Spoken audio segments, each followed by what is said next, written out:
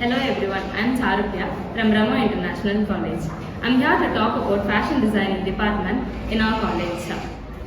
Firstly, I am going to talk about fashion history in our college. When it comes to fashion history, our college educates the students from the origin of fashion till the current generation fashion, which means from the 17th century to the 21st century.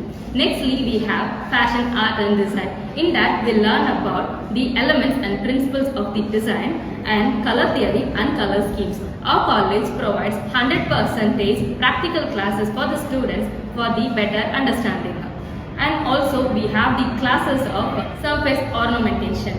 In that, we learn about hand embroideries, machine embroideries, ari works and patchworks. Our college participated in Miss and Mr. Chennai 2021. In that, we won many awards under the category of Best Smile, Best Walk, Fashion Icon, second runner-up and second winner-up. And also our college participated in National Institute of Fashion Technology. In that, we learned second runner-up. Thank you.